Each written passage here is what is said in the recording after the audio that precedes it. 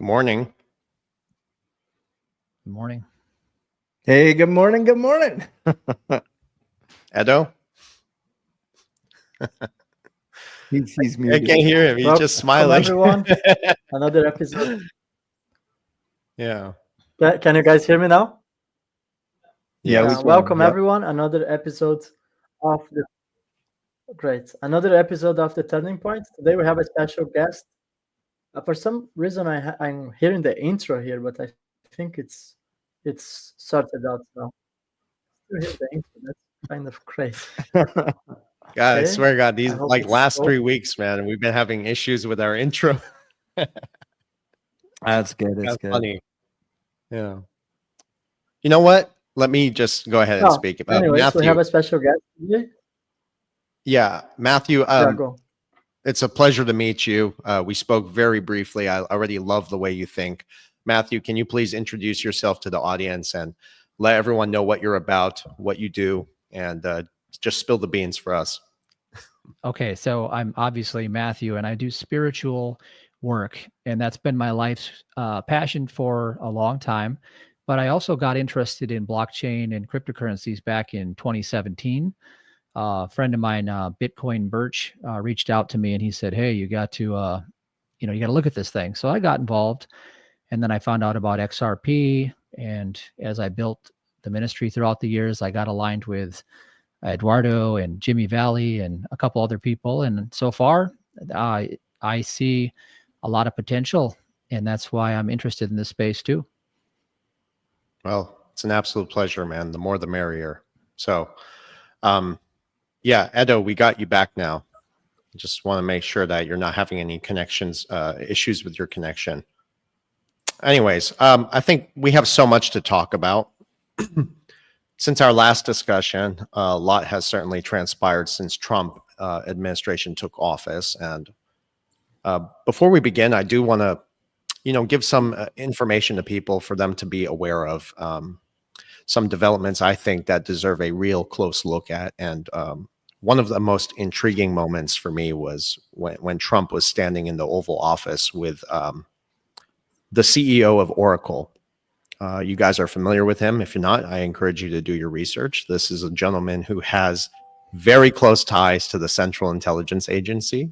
And he is somebody who also played a major role in facilitating Elon Musk's purchase of X, formerly known as Twitter.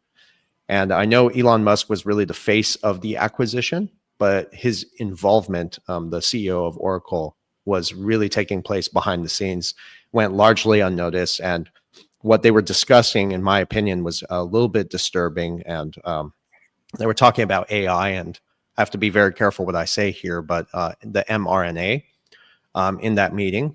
And I think that just raises serious questions about the convergence of what we see happening in the world as far as technology, medicine, and at the same time, governance. I do want to have, faith in this new president. Of course, you guys know how I feel about politics.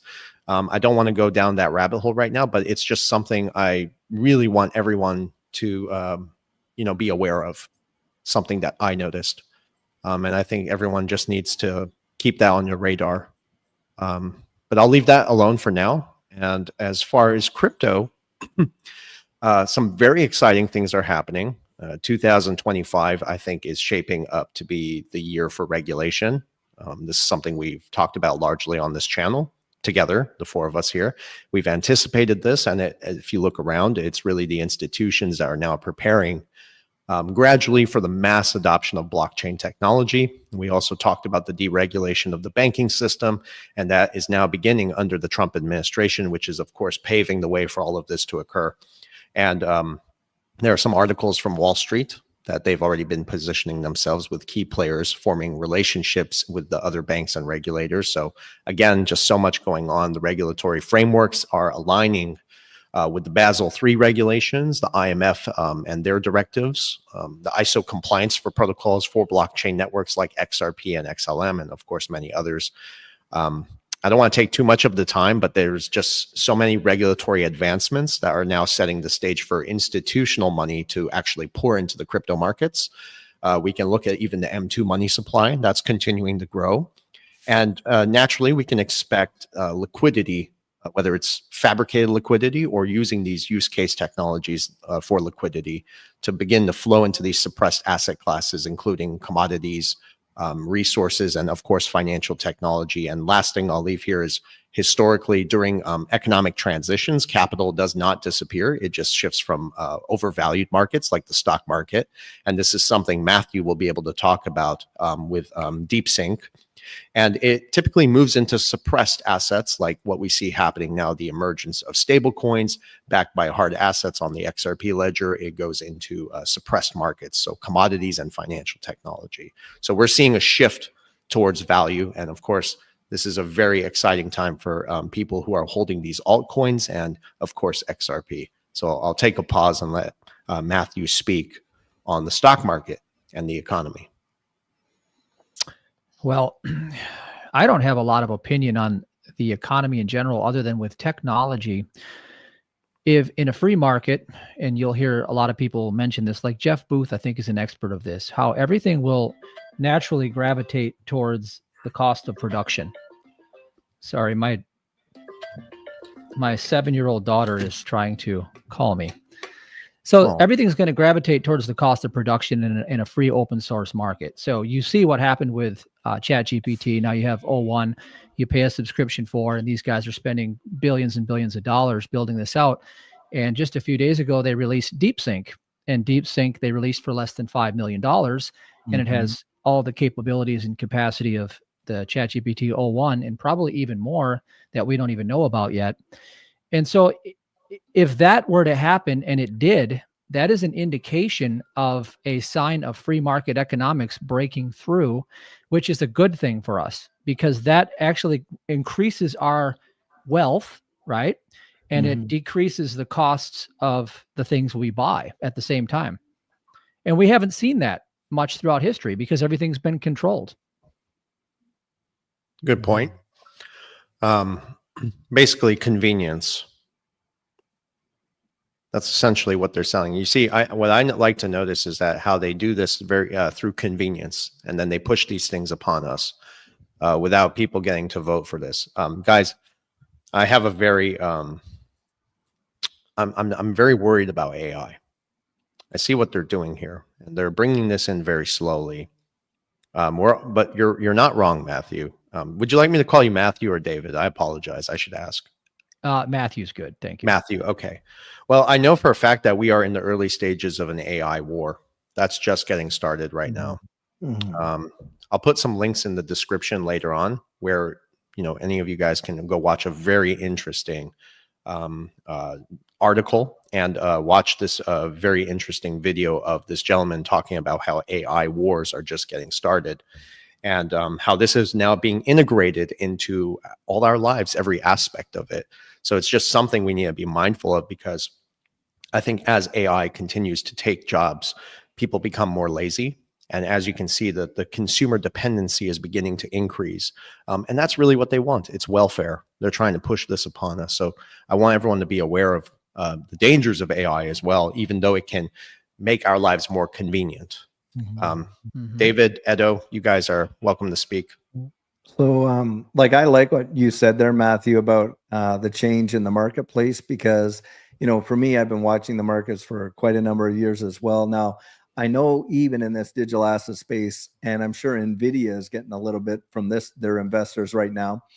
But, a lot of times, it seems like we've trended towards this whole idea that there can be only one. We want this monopoly. XRP Army has been like this. Oh, well, there's this technology that can do the same thing as XRP and this and that type of thing. And now we're, obviously we're seeing competing technologies of AI. And for me, competition is something we should be welcoming into this space because it's a cure for complacency. It's going to keep these ecosystems developing and getting sharper and sharper and sharper rather than thinking, hey, I've got the market cornered here. I really don't need to worry about it, on and on. We have many examples of prior kind of attitudes like that with Blockbuster versus Netflix and all that, and how, those massive behemoths don't even exist anymore because of such a backwards way of thinking. Now, as a believer, forward thinking about AI as well. I mean, you know, they're planning for all of us to have our own individual AI agents who will actually go out there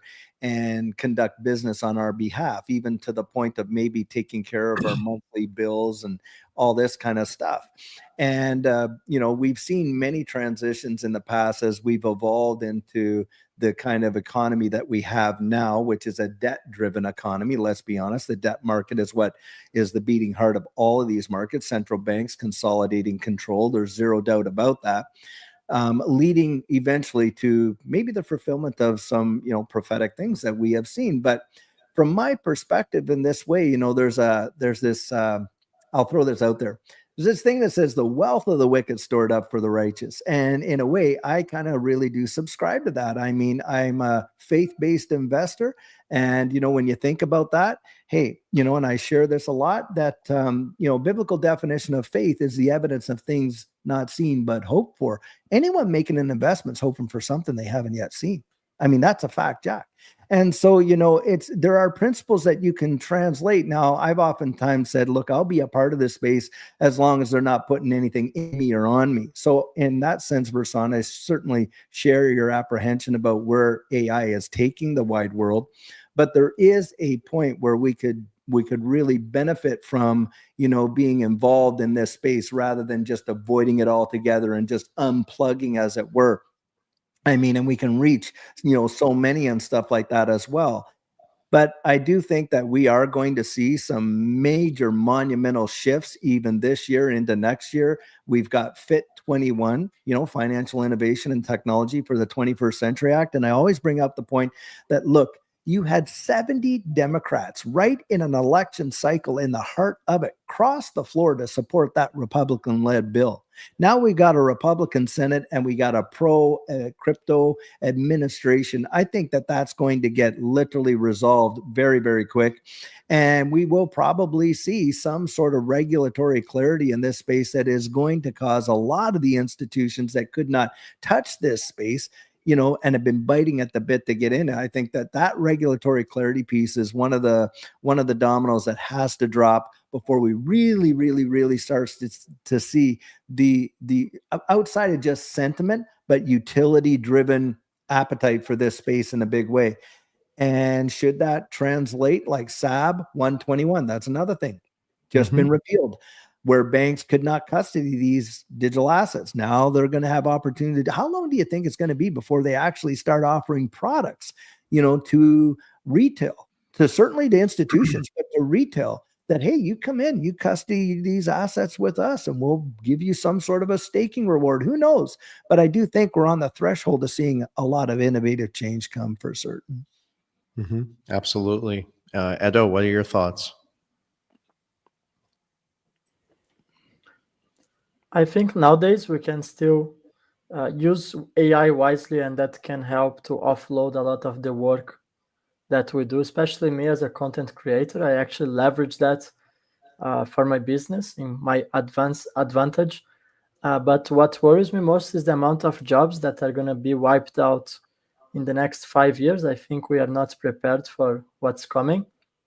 And I think looking back to the Trump's inauguration, and we can see that side by side with him, there is Elon Musk, which in my opinion is just the front man, is just like how must I say this? Not the one in power, but he's a representation of what's coming. And I think in the next 5-10 years, we might see a migration from elected politicians to take decisions. And we already see that in Europe when a lot of non-elected politicians are actually taking decisions for countries. You have this with the Union European. And I think very soon it's not going to be even unelected politicians. It might be AI taking decisions. They can also leverage blockchain technology for that. And that's when it gets quite worrying, because that's called, I guess, a technocracy. So it's a big threat to our freedom, especially if we see how the Chinese model operates, and that's all tied. We can all shift this conversation towards CBDCs and stable coins, which we were in private, me, Versan, and Mate were talking about how Trump has signed an executive order to ban CBDCs. But in the same way, there is already out there USDC, or actually real stablecoin, which somehow are CBDCs. They are digital currencies. Yes, one-to-one pegged to the US dollar, but if you look, even though it's built on top, for example, of the XRP ledger, you have a clawback feature on stablecoin, so the government can come out and seize the funds if they decide you have done something that doesn't go according to, let's say you didn't pay the taxes, maybe they can seize that automatically from your account. That might be the reality in a few years from now. So that's quite concerning for me, but I prefer to try to see technology as much neutral as possible, and as far as I can use it to my own benefit, as I'm doing now with my business. And I think that's a great fit. But as David always say, I would never go too extreme. I would never allow that to be part of my body. I would never allow that to actually steal my soul. And I think ultimately that can happen in the next 5 to 10 years, if not before. And I think we have to be very mindful of the threats of AI, but also not to, just because you don't like it, you are totally ignoring it. I think you can also build a business, make money. So it's kind of, there are two sides of the story. Yeah. Basically adopt the technology, but try to keep the human component. So use it, but not depend on it, right? I also have this tied up here. Stellar, really, if you do the research into all this, it seems that they're the ones who are intricately, like, really tied to the issuance of currencies and CBDCs, I'm sorry. But, you know, a lot of presidents have said, okay, maybe no CBDC. And if you look at the Bank for International Settlements Innovation Hub, they're pushing this thing still. Like, nothing's changed. Not to mention, you know, politicians lie all the time to earn your trust, just to buy enough time if necessary. So I think despite like the claims from figures like Trump and some of the others that say CBDCs won't happen, the global trend, I think, tells a very different story. And I'm going to try my best to explain this to the audience, because a lot of people disagree with us on central bank digital currencies. Again, it tells a different story, but central banks, I think, worldwide are still exploring and testing CBDCs. There's even a map for this stuff on the BIS website. And the Federal Reserve actually noted this once. Somebody posted it on X, if I'm not mistaken, but that CBDCs would only be implemented in the wake of an emergency. And see, that raises the question, like, what kind of an emergency, right? And if we look at history, it shows that the crises are often precede like major policy shifts, right? And the introduction of CBDCs would naturally just follow a similar path, like problem, reaction, solution. And I don't think the outcome is surprising, because if you look at delinquencies, if you look at people borrowing money at all-time highs right now, the majority of the population, and I'm not talking about our community, the majority of the population are in financial distress. So that's why I think it's inevitable. While many in the crypto community, especially the XRP community, they chose to focus on more the speculative narratives, if you know what I'm talking about, and completely ignore some of these underlying issues when the reality is quite clear. The larger crisis, the larger the wealth transfer. But that's exactly what's happening here. In the wake of an emergency, well, if you look at the bank crashes, if you look at all the systemic issues that are inflicted upon us, they seem to be very carefully orchestrated from the top above. So, you know, there's no such thing as trickle-down economics. I mean, they've impoverished an entire class of people. So I think CBDCs are at some point inevitable because people are broke. So what do you guys think about that? Can I make a quick comment before, since I just still have the Stellar picture there? Remember, Versan, you shared the documents. I think you found that one that it was called, it was from the World Bank, and they said it takes two to tango. And it was referring to XRP and XLM. And a lot of people, they think that XRP and XLM are competing, but I'm going to break that down because I see also some questions in the comments. From my perspective, what they have done is that they needed to bypass the competition law There is a competition law in the United States, and they needed to bypass that because it wouldn't be possible for Ripple to capture all of the sections of the market. And that's why the same people who created XRP ended up creating XLM. So it was all by design. They could bypass the competition law by capturing all of the market, but actually with two different companies. One is Ripple, one is Stellar, which, by the way, their motto is banking the unbanked. So you see that Stellar is already building CBDCs in Africa. They also have an agreement with Ukraine CBDC. So I do see that both currencies, XRP and XLM, going to be the major players on the CBDCs, and they are not competing. There is an illusion that they are competing with each other. They are just complementing each other, and they focusing on different market sections. So Totally agree with you. Matthew, you wanted to say something. Well, as I was telling you, that they're already here. The CBDCs is USDC is the chosen one for the United States. And here's how the mind works. If you understand the enemy, and this is spiritually speaking, as long as they put the truth in plain sight, the average person will always gravitate to the lie. So what they've done is they put it in plain sight the whole time so that the average person believes the lie. That's how it works. That's very interesting how you said that. And that gave me goosebumps. Most things don't give me goosebumps these days, but I love how you said it because it's in plain sight, but people gravitate towards the lie. And I think many of us here, we've spoken about this before. We know what that lie is. David, what are your thoughts? Well, I think I agree in this sense. Like most people do not, like our ability to critically think has been completely evaporated or very, very heavily diminished. We're reinforced by some big time ego things, right? Like, if you looked at Maslow's hierarchy of needs and all that kind of stuff. I mean, look at the reinforcement that you get when you could acquiesce to a certain, social society or idea on social media. Well, if you're against the herd, well, my goodness, you are going to be literally excommunicated and all that kind of stuff. I mean, people have taken their own lives over this kind of conditioning, but it's social engineering at its best. When I was in Canada, and immigrating into the United States, even, and I was very opposed. Now, Judy and I have done mission trips around the world, and we have been, this kind of thing for all kinds of, various different things. And Hep B, C, all that kind of stuff. Well, when the one came down for the whole thing that we know we're talking about here, and that's another thing that we can't even say the word, says lots right there. But needless to say, so many people, even people in religious authority, just so easily acquiesced to that level of, control and releasing sovereignty over their own physical person, that it just, to me, the way in which, the psychology of most people, and I agree with Matthew, most people will gravitate towards the lie.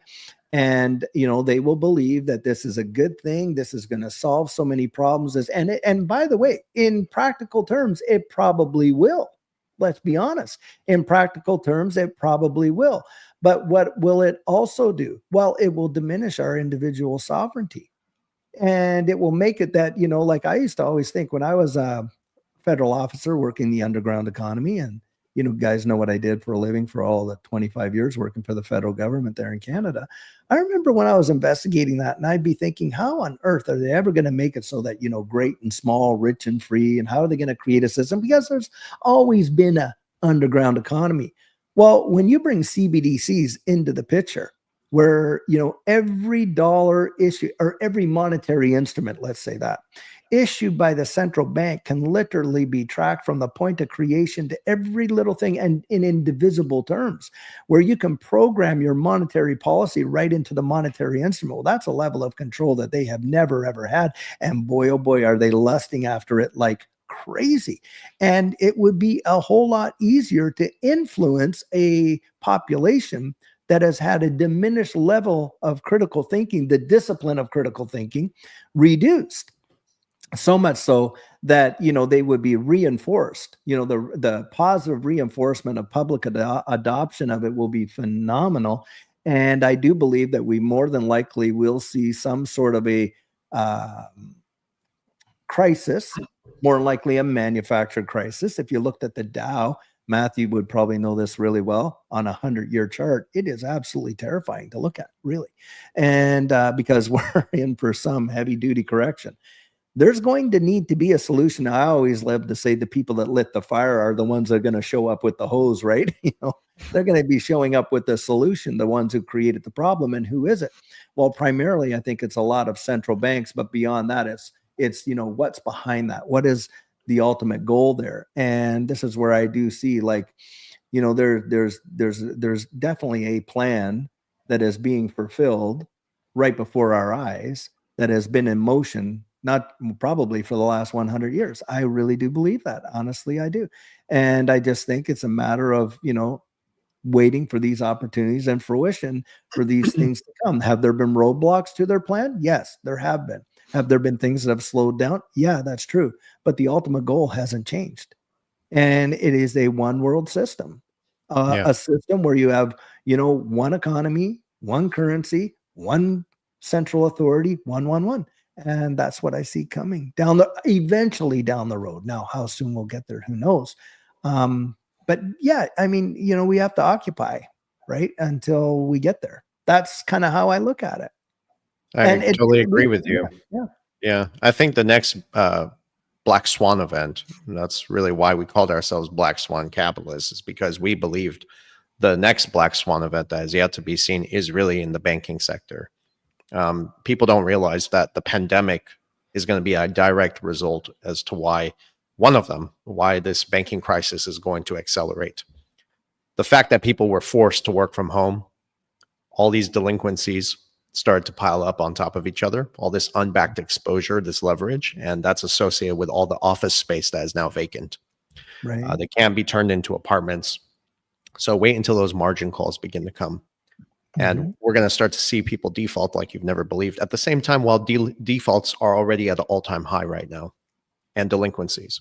So all this unbacked exposure is eventually going to cascade into the banking system. And interestingly, regional banks are systemically connected to each other. And those regional banks that are systemically connected to each other are also systemically connected to the bigger banks. So there will be most likely one sacrificial lamb. And Gregory Mannarino, a friend of ours, he thinks it's Bank of America. He has his reasons to as well, because it's the most, it's got the heaviest in unbacked exposure associated with commercial real estate. So that's something we could see in the near future.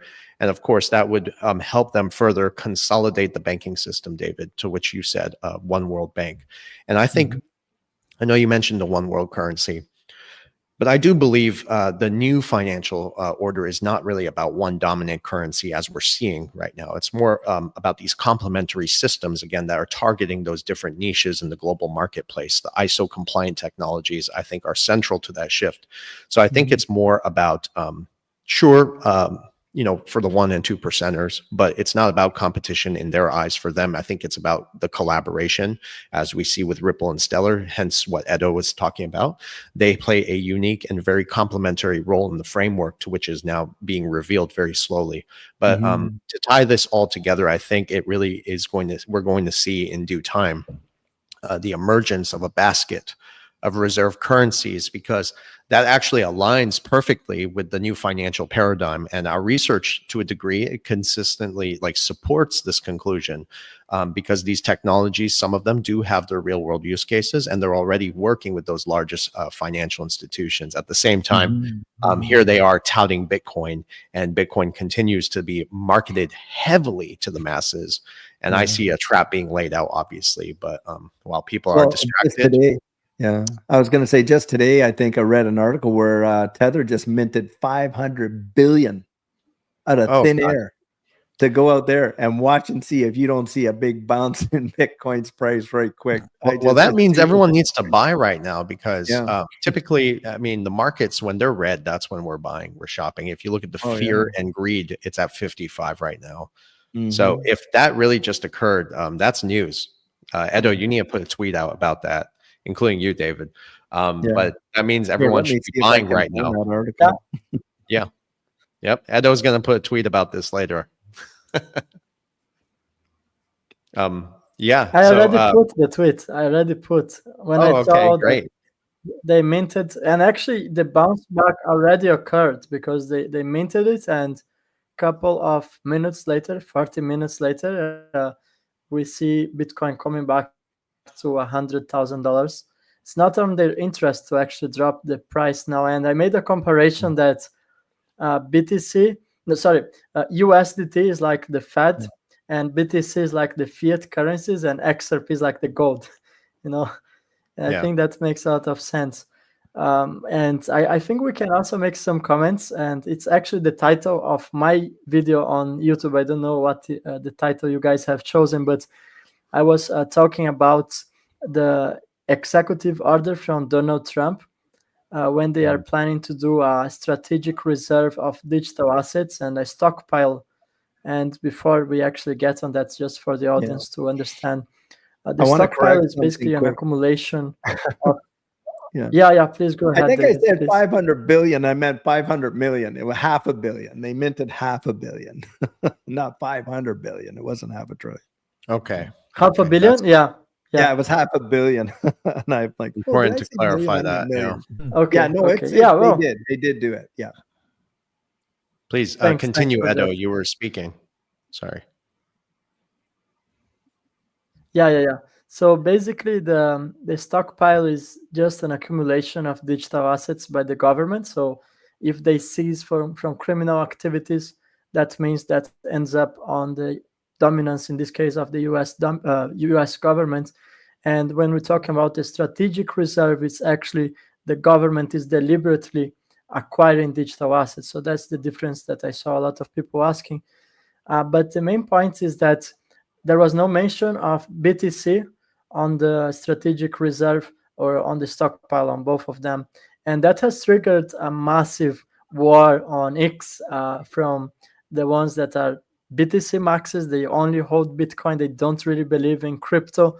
And towards the rest of crypto holders, we're talking not about only XRP, but American digital assets. We're talking about Stellar, I guess, HBAR, Solana.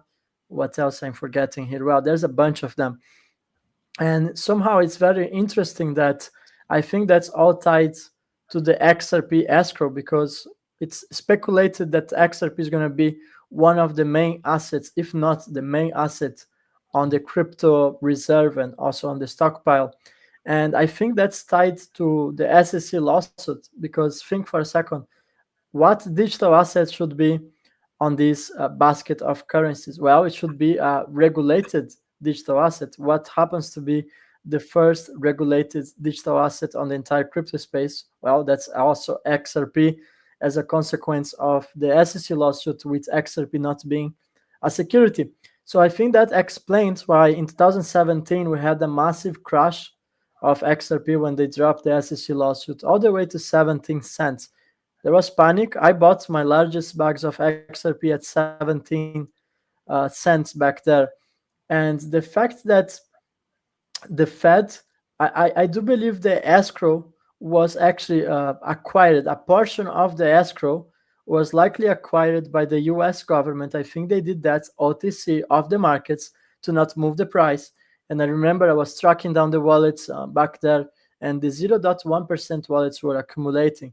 So there is a chance that this was all planned by, this was all planned by design years ago.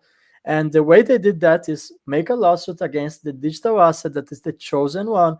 And meanwhile, you negotiate with Ripple and you acquire a fraction of the escrow. I'm not saying they acquired the whole escrow, but I do see the Fed acquiring the escrow from Ripple. Let's say 20% of the escrow or 10% would be more than enough to actually leverage XRP as a reserve currency.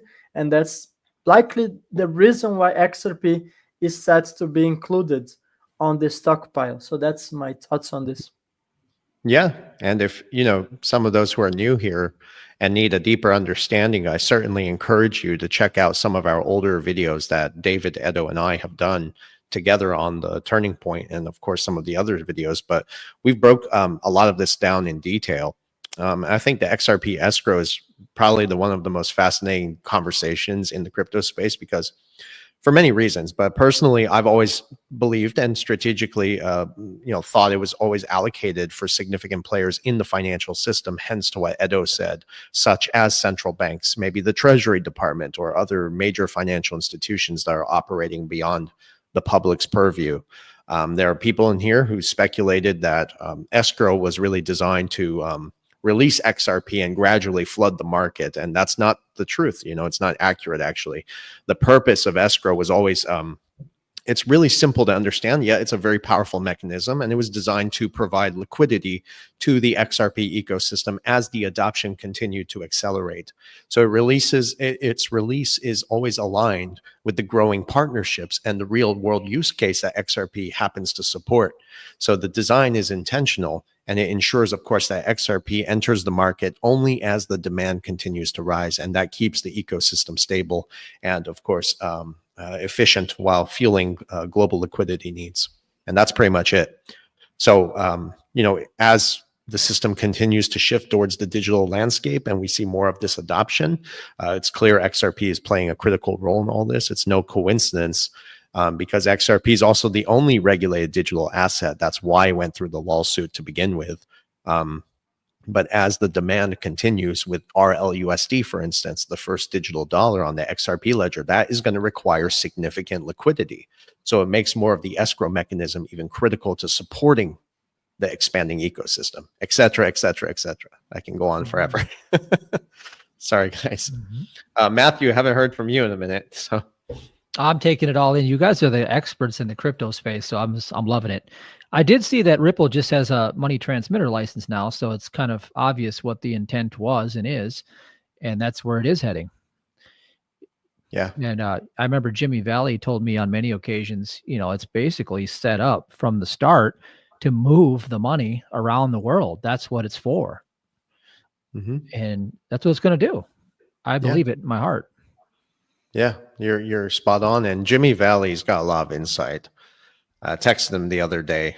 I hope he's doing well. He said he was sick.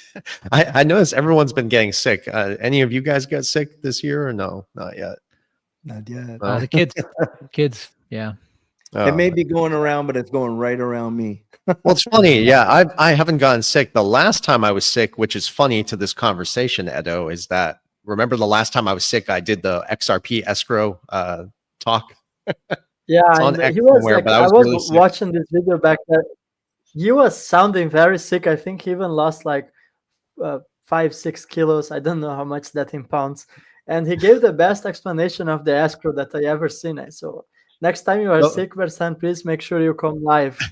Well, it was funny because I remember Edo and I, we used to talk so much in the early stages of our friendship, and Edo was telling me like people were misinterpreting the escrow, and I was really sick, and I said, you know what, screw this, I'm gonna put my suit on. I got dressed up nice. I was sick and I came out here to talk about it. I said I'm gonna set the record straight. So that was fun. But yeah, guys, I think there's a lot coming down the pike this year. We're going to see a lot of regulation. That's what Digital Outlook was talking about, David. So regulation, ladies and gentlemen, once that begins to play out in real time, and the Trump administration is already all pro-crypto, the SEC is pro-crypto, it was inevitable to begin with. But when regulation does fall into place, we're going to see institutional money follow shortly. And that's really when, these things begin to really kick off because retail doesn't move the market. We all know this. So if we can take some profits, that's something to, everyone needs to think about, because at the same time, we are fighting inflation. Don't forget that. And I think the last thing I do want to talk about is Velo. Very briefly, we talk a lot about these digital assets on our sessions. I want everyone to know that. So please, if you're really have questions that you can't figure out for yourselves and you're not doing your research or don't have time to, book a session with either David and I, with Edo, myself. Matthew, I'm not sure if you offer sessions. But, not in this capacity. Spiritual sessions only. Yeah. Oh, there you go. Spiritual. That's more important, actually. But, we will be able to explain these things thoroughly. Now, for Velo, what is Velo? It's a protocol that was built on the Stellar network. People keep saying it's not ISO compliant. Well, Stellar is ISO compliant. And if it was built on that protocol, then that's an aggregate of Stellar. So then you could say it is ISO compliant, technically. Mhm. That's why they have the partnerships with Visa and MasterCard. Same thing with SHX. And then Ripple is heavily invested into SHX, which speaks volumes. And it's not Velodrum, it's Velo, just like that. Yeah, right. I know That's a good lot of point. people have been asking. And what is Velo? It's a borrowing and lending mechanism for the XLM holder. Mhm. And that means it gives people the ability to borrow and lend. And by the way, borrowing and lending is what the whole economy is based on. When borrowing and lending stops, that's our traditional banking system, the whole thing falls like dominoes. So what keeps it going is being able to borrow and lend, hence the relationship with Velo directly with Visa and MasterCard, borrowing and lending. At the same time, it is transforming QR codes. Many people use QR codes in restaurants. That was all accelerated through the pandemic. That is only going to increase. So we're going to see more of that. So Velo has an incredible use case. It has good relationships with big institutions and has those partnerships there to support it. It was built on Stellar. So its ecosystem is cheap, scalable, and at the same time, carbon neutral to a degree. So that aligns also with the narrative of going green. So I see an incredible investment. Shared this with some dear friends of ours who are multimillionaires. They watch our show as well, and thank them for their support. We sent them this stuff like a year ago. We said, hey, this is what we figured out. What do you guys think about this? They came back to us within that day and said, these are hidden gems. And it was SHX and Velo. And we did a video on this, Edo, remember? So, yeah, we'll talk about SHX next time. Yeah, I'd like and to add from in the that- first time we spoke sorry, Matthew, I interrupted you. Go ahead. Oh yeah. Well, all I was going to say, and this ties in with you, Edo, is that in God's economy, giving and receiving is what runs that economy. And it doesn't matter what happens out there, because if you apply principle to your life, you will prosper. And Edo is a testament to that. He was telling me the other day.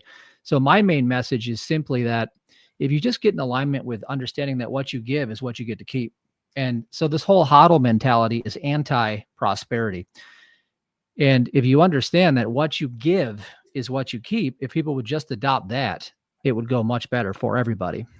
I Agreed. really like that. I really like as that. as a side note, Yeah. guys, I brought Matthew because he was pivotal in my financial transformation. I encourage everyone to check his YouTube channel. He has great videos on spirituality. I learned a lot from him, and that's why I wanted to bring in the show so he could share more of his knowledge. And because sometimes we talk so much about the economical downfall and how the world economy, let's be honest, is not looking very great. I really see a crash of the stock market. And perhaps Matthew can share some insights on how he thinks we can protect ourselves, spiritually talking, not only by taking actions. I mean, accumulating digital assets is obviously a great way to take part on the wealth transfer. But as I see that we can really actually rise above that. And I think Matthew can share some of his insights. I learned a lot from his books. He wrote several books, and he has a YouTube channel that's running for couple of years that I have been watching his videos, and has been an honor to have him on the show today. Oh, thank you. Well, nothing I share is revolutionary or new. All it is just timeless wisdom. In essence, if the average individual wants to take their financial sovereignty, all these tools and things out there are great, but it comes down to the relationship you have with source. Like I call it God, you can call it whatever you want to call it. You know, I believe in Jesus, that's my savior, but it doesn't mean that you're discriminated from principles, because there's a saying that God gave me: when man thinks he's given, he is receiving. So my story began, I was bedridden, bankrupt with Lyme disease, and I had lost everything in my life. And a mentor came along and said, you need to put God first. Taught me about tithing, taught me about saving 10%, taught me about putting 10% into a business and growing it. And Richest Man in Babylon keys and principles. I started using that and literally had a multi-million-dollar empire in a few years, got my health back. And what I realized is when the average person stops receiving, it's because they stopped giving. And the reason why they stop giving is they have no room left in their heart for forgiveness. And if you break that down spiritually, you can reverse all that and realize that unless you're in the capacity of love and you put everybody and everything back into the center of that love, you're blocking your own prosperity, because the Yeah. true nature of us is to be blessed, because we are blessed. And the blessings don't stop. Doesn't matter what the tool is. Doesn't matter a blockchain with a beehive mentality takes over the entire world. It doesn't block man's prosperity. That was beautiful. Yeah, I really love that. I love that. Judy and I, we've been tithers and givers our whole life. And, well, I shouldn't say our whole life, the majority of our married life. And I think, like you, I remember being challenged, being a tither and a giver. And what ended up happening, we started tithing, on our net income. And I was so terrified, thinking, how are we going to make it? Yep. And boy, oh boy, did God ever come through. And so then we upped it. And we started doing that on the gross income, and favor just opened doors of favor. I mean, and then we got to the point where, hey, not only do we want to be tithers, we want to be givers. And I'll tell you, when we entered into this digital asset space in March of 2020, because we were trying to secure the purchasing power of our savings, couldn't find gold and silver to do it. And we found out we fell into this space. Well, those disciplines that we had employed in our life of being able to be tithers and givers took away that chokehold of fear that a lot of people in this space feel when it comes to investing. They're just so terrified of losing what they think they have, not realizing, hey, look, you don't really have it anyway. And so that helped us a lot. And we bathed it in prayer as well. And that's another thing too. When we lack wisdom, we can go to God and pray. And the Bible says that, hey, look, he is faithful and he will give us that wisdom that we need to make those steps. And he certainly did for us. And, the first thing we did in that last run, when we saw such an amazing outpouring of grace over our lives, is we tithed and we gave. Now, we didn't give it necessarily to the church or to our own family or anything, but God laid a family on our heart. And I remember that sense when we were giving it to them. They were thanking us like crazy. We just stopped them right on the spot, said, listen, it did not come from us. It only came through us. And we realized that this is the nature of how we were made. We were made to be rivers of living water coming through us, right? Where we could actually reach out and have an impact. And I think sometimes it's like a parent, like a lot of us are wanting to see financial blessing in our life, but maybe we're not at the place of growth where we're even ready for it. I mean, God, I don't think is going to bless us all the way to hell. And, because finance in the wrong hands can destroy a life as much as it could, preserve a life. And, I think that's where there is a maturity that as an investor, you must get to a place. So many people are so emotionally attached to these things and that's what puts them in a position to be manipulated and wrecked, is that stuff. And you've just got to get to a place that you're moving forward because you have a conviction, you believe it, and because of that conviction, you've made an investment. I oftentimes like to say, look, I don't know what the future holds, but I know who holds the future. There's certain things I'm believing and I'm trusting because I believe the promises that were made. And not because of the circumstances. So for me, I go into, and I'll just say, Matthew, because you probably, Romans 4, when it talks about Abraham, that against all hope. And I love that because it says against all hope, Abraham and hope believed. Well, it's not because his situation physically was hopeless, but he believed in the one who made the promise. And I think for me, that has really had a huge impact. And certainly, we have where Jesus came out and said, what should it profit a man if he gained the whole wide world? But look, he lost his own soul. There's no profit there. And so I do believe that there are principles, like written right in the Word of God that we've employed as investors. And that's why I say I'm a faith-based investor. And, that have had those impacts. And I think those are disciplines that anybody, whether they are a believer in Jesus, like Matthew said, or not, can employ. Why? Because those laws have been established for everybody. Look, if we went up to the top of, the high buildings up there and jumped off, well, gravity is bringing us down. I don't care if you believe you're Superman or not. I mean, those laws apply. And I think there are spiritual laws that are absolutely apply to, to the whole mechanism of sowing and reaping, the giving and seeing a harvest. I think Oprah for a while there was promoting that whole The Secret. Remember that, The Secret? Well, the secret was that, you have to give and be willing to allow those things to go through you in order to receive. That's the way I look at it too. Yeah, the secret is simple. Love is the answer. And, you know, in a world that's dominated There it by is. chaos and Yeah. division, it's Mhm. really love and kindness that serves as that profound reminder that we have a Mhm. shared experience, humanity, right? Yeah. Not just emotions or gestures, like our forces of capable of creating ripples, no pun intended, that transcend space and time. But at the core, it's really love and kindness that what really connects us, that heals us, and reminds us Mhm. of the beauty of just being alive.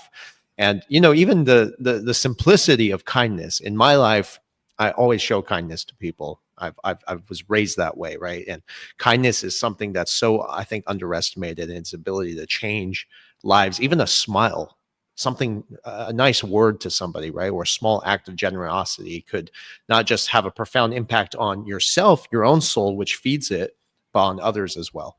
So Mhm. Mhm. I think what you said, Matthew, was beautiful, and we Mhm. need to bring you back on to that way, bring that positivity to some of the conversations we have here. That would be great. Well, you brought it home perfect, both of you guys. I loved it. And Eduardo, I know you feel the same way. Yeah. Mhm. Well, guys, I do have another session starting here, so I'm going to let you guys Yeah. finish up here, but I do have to go. All right. Versan, bless you, man. Have a Yeah, great, thank you, great Versan. We rest of can your carry afternoon. on for Take 2 care. more All minutes. right, guys. I'll Right. see y'all later. And thank you to the whole community. We got 4,500 people here. This is incredible. So I hope we can keep growing it. Thank you, guys. Take care. Mhm. Thank you, Versan. Yeah, Thank guys, Take we care, can jump Versan. on to some final thoughts. We can carry on for like more 3-4 minutes. Yeah, I think it's about giving, not only like tithing, but there are multiple. Mhm. I think Matthew is the more qualified to talk about this, but it's about giving good energy for other people, good giving everything. I mean, not only money. I think we can give random acts of kindness. Matthew, why don't you share some thoughts on that? I think you are the best one to. Well, I'm not the best one. I'll clear that up. God told all of us that we are Mhm. required to live in obedience to the simple of all simple things, right? Love Yeah. and honor God and love your neighbor. I mean, if you can do that, you've probably solved 90% of the troubles that are coming into your life day in and day out. And so the average person, when they're thinking about, why is it so stressful? Why is life so hard? Take a break and just look at Mhm. your life and see who's governing your life and Mhm. start from there. It's really that simple. And then if you listen and you seek, you will start to get the answers. Mhm. Mhm. No, very well said. Very well said. I think that lines up as well with, like when Jesus was talking about ask, seek, knock, ask, it'll be Mhm. given unto you, seek, you'll find, knock on the door. For everyone who asks receives. I think sometimes we just get to this place, oftentimes share that, you know, when in my coaching and I do coaching and I'll talk to a lot of folks that, are faith-based and stuff like that. And I'll say to them, where the scripture, Jesus said, look, if you being evil know how to give good gifts. I mean, I oftentimes think, why didn't he just say if you being human, right? Because, that's our excuse. Well, I'm only human. But I think he was just identifying that spiritual condition. He says, even in that spot of darkness like that, you still know what it is to give a good gift. How much more will your Father in heaven, who's loving and kind and merciful, good, gracious, compassionate, giving and forgiving, right? Give good gifts to those who ask him. I think the biggest problem with that is even as people that would say they're Christians or that is we just don't believe it anymore. We just, for the majority of people, they just don't believe that that's a true reality. And we've been conditioned to believe that we got to really rely on ourselves, to get to those places that if it's going to be, it's up to me, that kind of stuff like that, where I Mhm. don't think that that's, like from a biblical perspective. And when you start to think about this, that we're more than just body and mind, we're body, mind, and soul. And when you start to see yourself like that, and you start to think about your life here and consequently how it affects, eternity and that type of thing, you start to make different decisions. You start believing something different, right? When you realize Mhm. it's not, he who dies with the most toys really does not win, and that kind of thing. Then you start thinking differently. I think a lot of us in this space, we're looking for, our goals are, hey, we don't want to be underneath the system. We don't want to be in debt. We want to be this. We want to have that freedom. People are looking for financial freedom and liberty. But that, I think, it happens inside before there ever is a manifestation of that really on the outside. It's the letting go of a lot of those things and really trusting that God's going to really do what he said he was going to do. Yep. And Well, I think people struggle with that, And like I'll just come right back to the whole concept of hodl, whatever you want to call that. Hold on for dear life. Where does that cross over into the intersection of greed? Because if you're holding on to all of your sustenance, then the chances are very slim that you're going to be able to hold on to it. And that's a spiritual principle. And so what happens is, out of that heart, people start using leverage, they start trading, they try to gain for more, and then all of a sudden they get wrecked. Yes. And it's the spirit behind it that got them wrecked, because the asset is neutral. I can move in and out of whatever asset you want. I can be in dollars, I can be in Bitcoin, I can be in Ripple or XRP, whatever. I could be in anything. But if I'm in the right mindset and my heart is right and I'm applying spiritual principles, I will prosper. Yeah. Yeah, that's good. I like that. And never underestimate the power of contentment, because this space is measured in fear and greed. And I often throw that out there. Like, there are no good decisions based on fear. He hasn't given us a spirit of fear, right? One of love, of power, sound mind. Is greed a motivator? Well, yeah, it is for sure. But it's also a deceiver. And boy, these people that pull the strings in this space, they know every little string to pull to just keep you hanging on. And so this is where, you kind of have to step back and really digest. Okay, what are you really hoping to see? I mean, because when you're at the top, I'll tell you what, you don't know it. You don't know it. Having experienced that, you don't know it. And if you don't have any strategic, plan in place, strategic goals in place, and what is motivating those goals, oftentimes, you are going to get totally wrecked. You are going to get played by this space in ways that you have never even imagined. I personally know people that watch themselves become millionaires only to ride it all the way back down to, even in some cases, below what they even started, So it can happen. It can happen. That's a very true statement. Nothing faster than this space. Yeah, nothing faster. That's right. That's right. Yeah. It is. It's wild. It's wild. And so, and then they get so bitter that they walk away and they never come back. They And it don't wasn't really the vehicle. That was not the vehicle's problem. Yeah, that's right. Yeah. I agree. Well, it could be. In That's a some good cases, it's foolishness buying the wrong tokens. I mean, obviously, there are 99% of tokens you should never buy. But that, again, you should have a plan and you should have some discipline. Yeah. And not understanding risk, I think, is a big factor too. Like someone will take all they have and they'll jump into a meme coin, and it goes up, and oh my goodness, they're just, flying high. They're up 300, 400, 500%, only to wait, that one day longer, and the whole thing crashes down to nothing, and they've lost everything they had, and also what they thought they had, which is really amazing. Because, a lot of times, people, they equate, well, I have this. Well, you didn't risk that.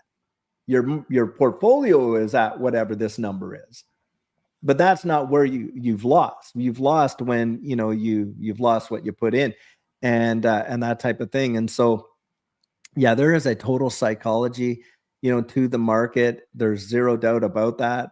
And I think that you really have to have a massive handle on that, but that comes through those disciplines that happen in here, right? And you really do got to get it that 18 inches, right? You got to get it from here into here, because if you just have it here, you're really hitching your horse to somebody else. I oftentimes say you're basing 100% of your confidence on somebody else's conviction. You really don't know, right? And so that's how I look at that. But that's a very good observation. And I think what you're talking about, those disciplines, Matthew, that you're talking about, and that understanding has a huge impact on folks, and most folks in this space haven't really taken the time to truly understand, what they're really investing in. And that has been my experience. That most don't. It's kind of like, they have an apologetic in this sense. they can tell you what they believe, but they can't tell you why they believe it. Yeah.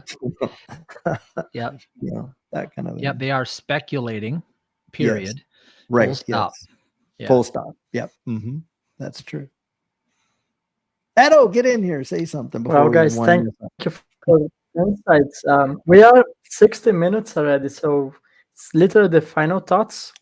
So I want first to special thanks for Matthew for being our guest. I hope he will be back here in the future if we didn't scare him today out. I hope he No, enjoyed I the love hearing from you conversation. I guys. encourage. Yeah. Oh, that's Mhm. awesome. I encourage the viewers. You can check his YouTube channel. That's where I got a lot of the knowledge that I have nowadays. I promise you guys, that's one of the pivotal places where I got crucial information on how I actually succeeded financially. So I'm very thankful for that. I also want to say thanks, David. I also learned a lot from you throughout the months here on the Turning Point. I also know you guys are a bit older than me, so I do have a lot to learn from you still. I want also to send a special thanks for the audience. We almost have 5,000 people watching live. So with the combined repetitions, I do know that it's going to be an impactful conversation. There will be a lot of people watching the repetition. So I want to send a special thanks for the audience. I don't know if you guys want to share final thoughts before I close the stream here. Well, I want to give Matthew the last word. So I'm just going to say, guys, you know, as you're out there and you're getting into this space, a lot of new people are starting to flood into this space. Just be very conscientious of the elements that are out there that are not, you know, in your favor. There's a lot of scams in this space. You really have to be vigilant to not fall prey to a lot of that. And I mean, as simple as those advertisements coming on before the videos where someone from Ripple's going to give you 10,000 XRP if you'll just send them in 1,000, that kind of stuff. Just be so conscientious of that, you know, and really consider before you jump in there that if it sounds too good to be true, oftentimes it truly is. So that's what I would throw that out there. Just before, sorry, but a lot of people are asking. I think he cannot read the comments. That's why. So a lot of people are asking what is his YouTube channel. I think if you just type on the search bar Matthew David Hurtado, you're gonna find his channel. Well, he's the most qualified one to answer that question. And just to conclude here, someone also asked me about the views. I mean, we have 5,000 views with the channels combined. So StreamYard, which is the platform we are using to stream this live streaming, makes a combination of all the channels connected, including my channel, Versan's, and David's, and that's why we have 5,000 live right now. So yeah, Matthew, maybe you want to, we're gonna give you the final words. I'll just answer the question. Somebody said, they said, the veteran, I forgot his name, but he asked, where do I tithe my 10%? Because I don't know. And that comes from your relationship with God primarily. You need to pray about that if you don't have a church, because a lot of people don't have one these days. In the thing that I've learned is that if you're not seeking, then it's something you should do. You should seek wisdom, because if you seek wisdom, all these things will come onto you. And the word of God is wisdom. And oftentimes all you have to do is just seek, and you'll start to find where those places are. And don't be afraid to sow into those places. Wherever you go, where the word of God is reaching you, put it before God, pray about it. And if you feel convicted in your heart, do it. Just like David said, it doesn't always have to be a church. God will show you. And that's what I have to say about that. And don't be afraid to give. That's the big thing, because giving is the nature of love itself. I agree. Awesome. Yeah. Thanks for clarifying. Well, I will close the streaming. Thank you, everyone. And we're going to see you next Monday. Hopefully, Vandal is going to be back. He was not here today. So, yeah, see you guys. Okay. All right. Bless you guys. All right. Good show, guys. I loved it. Thanks. Thanks.